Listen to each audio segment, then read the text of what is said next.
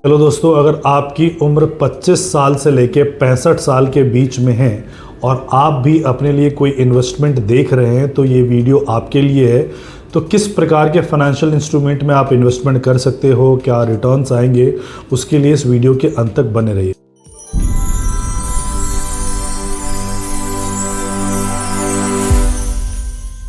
Hello friends, my name is advocate Rajesh Mishra और आप सबका हार्दिक अभिनंदन इस चैनल पे, जहां हम रेगुलरली आपको दिल्ली, एनसीआर, बाकी जगह, गोवा, महाराष्ट्र, इनफैक्ट अब हम पैन इंडिया के प्रॉपर्टीज़ को कवर करना हमने शुरू किया है और आपको अलग अलग जगह की प्रॉपर्टीज़ का न्यूट्रल फीडबैक हम बताते रहते हैं। आपको हम उस प्रॉपर्टी के फीचर, एडवांटेज और बेनिफिट्स बताते हैं। बाकी इन्वेस्ट करना ना करना आपका विजडम है और साथ के साथ ही हम आपको रियल एस्टेट से लेके कुछ एजुकेशनल वीडियोस वगैरह भी लेके आते रहते हैं ताकि आप और बेहतर फैसला ले सको और अच्छे से आप अपने पैसे को इन्वेस्टमेंट कर सको।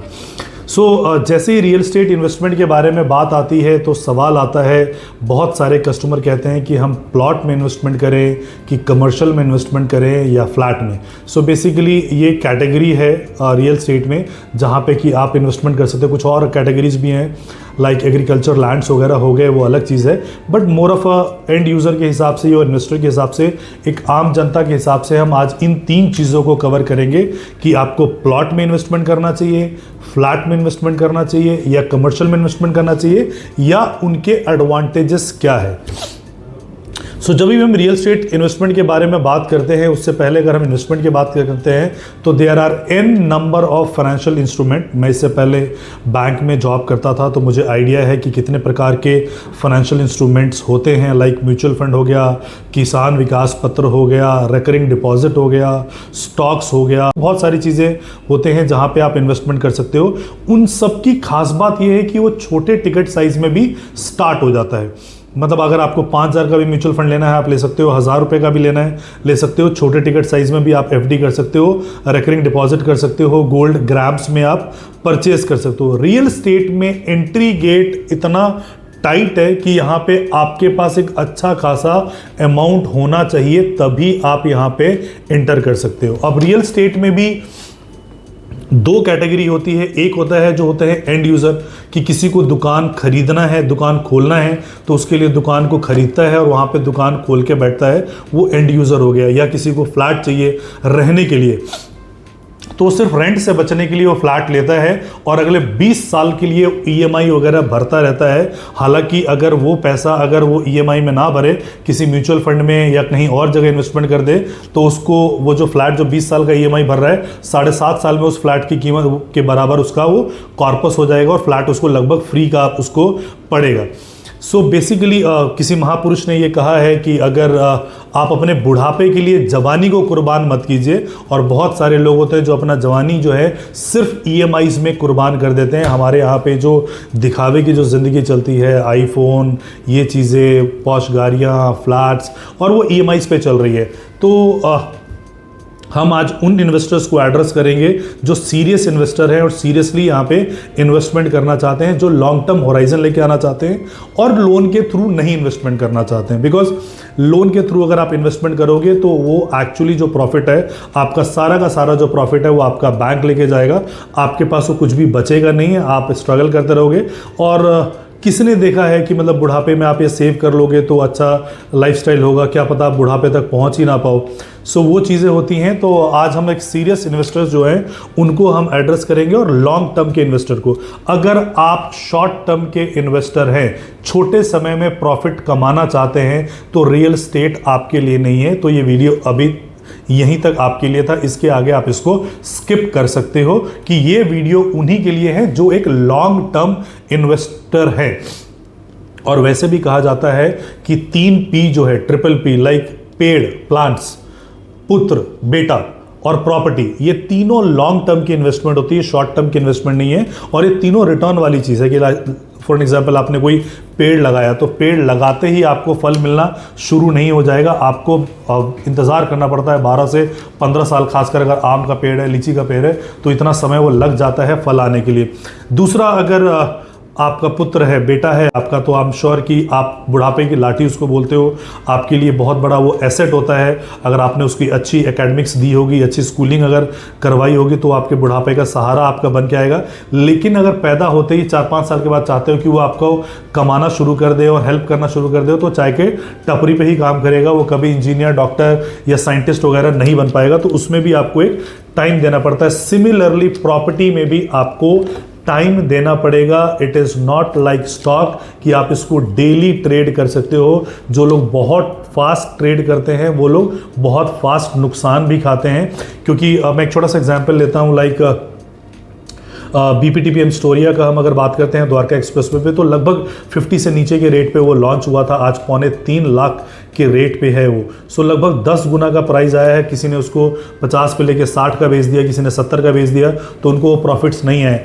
दूसरा मैं दिल्ली का एग्जाम्पल बताता हूँ द्वारका का, कि 2004 में ये द्वारका बसना शुरू हुआ था। पप्पन कला पहले इसका पुराना नाम था। 15 लाख रुपए में उसके 3 BHK होते थे, आज 1.5 करोड़ रुपए में।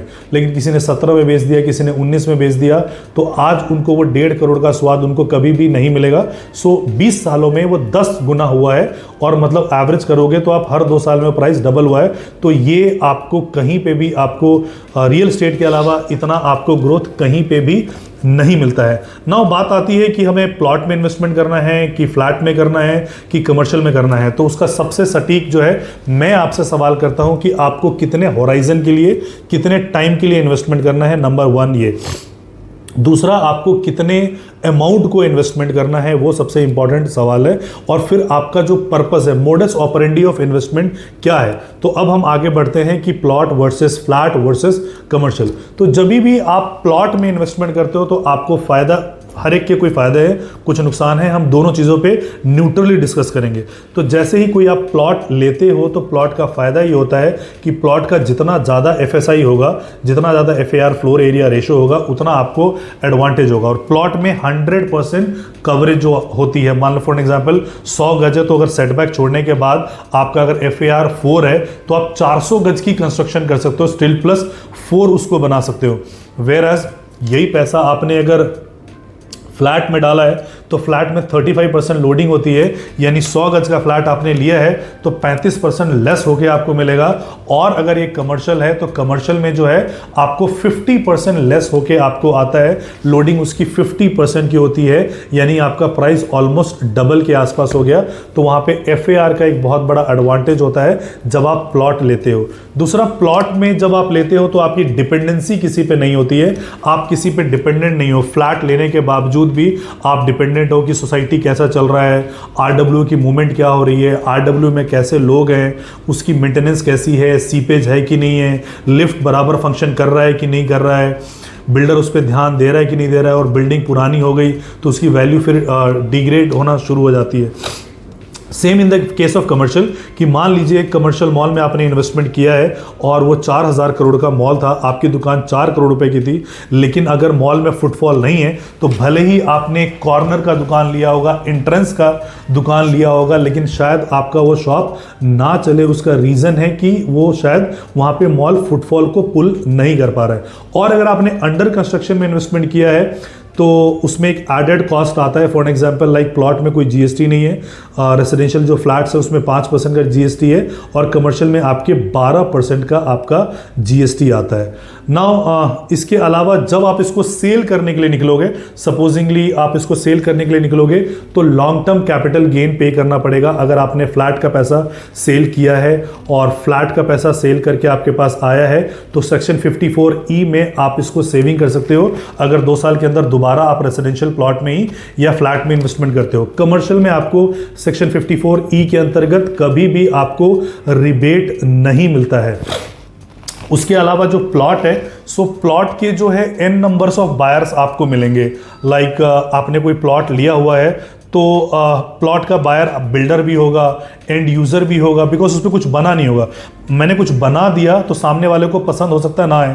जैसे फ्लैट का डिज़ाइन बना है, उसको अलग से वॉशरूम चाहिए था, उसको पाउडर रूम कहीं और चाहिए होता, तो उसको चीज़ें पसंद नहीं आती। प्लॉट में आप अपने हिसाब से खुद से डिज़ाइन करके आप उसको बनवा सकते हो। प्लॉट में एक और चीज़ है कि जो आपका एग्जिट है वो बहुत फास्ट है, इजीली आप उसको एग्जिट कर सकते हो, उसको एसेट क्लास में कंसिडर किया जाता है। फ्लैट का जैसे मैंने आपको एग्जांपल दिया, द्वारका की 1.5 करोड़ का जो 15 लाख का फ्लैट था वो 1.5 करोड़ का हो गया है, लेकिन 1.5 करोड़ में अब अगर कोई बाय करेगा तो शायद उसको 15 करोड़ कभी भी ना मिले, लेकिन प्लॉट की वैल्यू कभी भी डीवैल्यूड नहीं होती है, कभी भी उसका जो प्राइस है उसका डाइल्यूट नहीं होता है। आप कमर्शियल में लोन ले सकते हो, रेसिडेंशियल में भी लोन ले सकते हो, फ्लैट में थोड़ा सा लोन मुश्किल है और रेट ऑफ इंटरेस्ट हाई होता है। एंड बेसिकली हालांकि ये मेरा कभी भी सजेशन नहीं होगा कि अगर आप इन्वेस्टर हैं तो लोन लेके प्रॉपर्टी में बिल्कुल भी इन्वेस्टमेंट मत कीजिए। अगर आप एंड यूजर हैं तो फिर कोई बात ही नहीं, आपका ईएमआई देना है, आपका रेंट आपका बचत हो रहा होगा, वो आप कर सकते हो, लेकिन आप लोन लेके कभी भी इनमें इन्वेस्टमेंट्स वगैरह मत कीजिए। नाउ ये जो फ्लैट जो है आपके जो है उसमें आपको एक रेंटल आपको आ जाता है जो कि 1 से लेके लगभग 3% के आसपास होता है, और जो फ्लैट जो कमर्शियल होता है, कमर्शियल में आपको रेंटल जो है वो लगभग 5 से लेके 6% तक आता है। जो प्लॉट है उसमें सिर्फ आपको एप्रिसिएशन आता है, रेंटल आपको उसमें नहीं आता है। एंड प्लॉट एक एसेट क्लास में कंसिडर किया जाता है बिकॉज जो प्लॉट है इसकी मैन्युफैक्चरिंग अब भगवान दोबारा नहीं कर रहा है, जितने बनाने थे उतने वो बना चुका है। The God is not making any more, इसकी प्रोडक्शन बंद है। जो ये है पृथ्वी है, इस पे 71% का आपका वाटर है, उसका जो बच गया 20 जो बचा हुआ एरिया है उस एरिया में आपका इंफ्रा डेवलपमेंट्स हैं, जंगल है 9% का, तो तकरीबन कुल मिला के 20% के आसपास जो लैंड होता है अवेलेबल होता है, और वो बहुत जल्दी से वो धीरे धीरे खत्म होता जा रहा है। तो इसकी वैल्यू आपकी प्लॉट की हमेशा बनी रहेगी, रादर देन अगर जो फ्लैट है वो बहुत अबंडेंस में अवेलेबल होता है और फ्लैट के ऊपर फ्लैट, फ्लैट के ऊपर फ्लैट, फ्लैट के ऊपर फ्लैट, वर्टिकल हाइट्स वो लेता चला जाता है, तो बहुत सारा अवेलेबल होता है। तो इसीलिए डिमांड वर्सेस सप्लाई का एक बहुत बड़ा गैप होता है, जिस गैप की वजह से लोग यहाँ से एग्जिट नहीं कर पाते। सिमिलरली जो कमर्शियल होता है, कमर्शियल भी है वो मल्टी स्टोरीड बिल्डिंग वगैरह होती हैं, तो उसमें इन्वेंट्री हमेशा अवेलेबल होती है।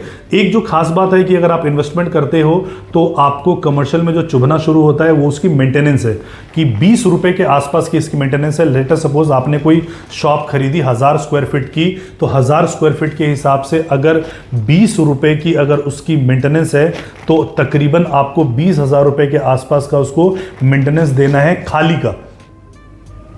अगर वो 3 महीने भी खाली रहता है तो आपको 60,000 रुपये के आसपास आपको उसको देना है। फ्लैट का जो है वो आपका 3 से 4 रुपये का होता है। प्लॉट में आपका मेंटेनेंस नहीं होता है, लेकिन अगर वो ब्रांडेड रेजिडेंसी में है, लाइक कोई गोदरेज का प्लॉट, आपने एल्डिगो का प्लॉट या लोधा का प्लॉट लिया, तो उसमें मेंटेनेंस होता है, बट मेंटेनेंस इतनी हाई नहीं होती, बिकॉज प्लॉट को मेंटेन करने के लिए बहुत सारी चीज़ें रिक्वायर्ड नहीं है। प्लॉट आपका हो गया, कॉमन एरिया में क्या हो गया, रोड हो गया, क्लब हो गया, माली हो गए, बाकी सारी चीज़ें हो गई, तो आपको बहुत ज़्यादा खर्चा नहीं आता है। वेरएस कमर्शियल में जो आपका एसी की कॉस्टिंग आती है, बाकी चीज़ें हैं, तो उसमें कमर्शियल की जो मेंटेनेंस होती है बहुत आई होती है। कोई आपने अगर कमर्शियल खरीद रखा है और अगर वो खाली है तो चुभना शुरू होता है, इसीलिए उसके प्राइसेस स्लाइड डाउन होने शुरू हो जाते हैं, लेकिन प्लॉट के केसेस में ये चीज़ें नहीं होती है। सो ये है ओवरऑल। बाकी जो है प्लॉट्स में जो अगर आप देखते हो तो इन्वेस्टमेंट जो है वो 20 लाख रुपए से स्टार्ट हो जाता है, एक डेफर्ड पेमेंट प्लान होता है, और बहुत सारे जो डेवलपर्स हैं, लाइक देखोगे गोदरेज को देखोगे आप, एल्डिगो को देखोगे, इन सब को, इसके अलावा आप देखोगे लोधा को देखोगे, अभिनंदन, the house of Abhinandan Lodha, they are purely into this plots में ही है, बिकॉज इनके डिमांड ज़्यादा है, and since they are number 1, तो इनको पता है कि ये नंबर 1 है, तो किस प्रोडक्ट को बेच के नंबर 1 हो सकते हैं। प्लॉट के रेट्स अमूमन नीचे नहीं आते हैं। तो ये सारे कुछ फीचर और एडवांटेज और बेनिफिट हैं आपके plot versus flat versus commercial. I leave it to your wisdom, कि आपकी विजडम के हिसाब से आपको जोन सी चीज़ें पसंद आती है उस चीज़ में आप अपने रिक्वायरमेंट के हिसाब से इन्वेस्टमेंट कर सकते हो। बाकी मेरा सजेशन ये रहेगा कि लोन लेके कभी भी आप इन्वेस्टमेंट मत कीजिए। आपके पास जो पैसा है उसी पैसे में इन्वेस्टमेंट कीजिए, और अगर आपके पास प्रॉपर्टी में एंटर करने के लिए पैसा नहीं है तो please apply to the mutual fund, FD, वहाँ पे आप इन्वेस्टमेंट कीजिए, स्टॉक में आप इन्वेस्टमेंट कीजिए, वहाँ से कॉर्पस इकट्ठा कीजिए, फिर आप इन इंस्ट्रूमेंट में आइए, बिकॉज यहाँ पे छोटे टिकट साइज में कोई भी चीज़ें अवेलेबल नहीं होती है, इवन Tier 2, Tier 3 सिटी में भी। So thank you so much for watching this video.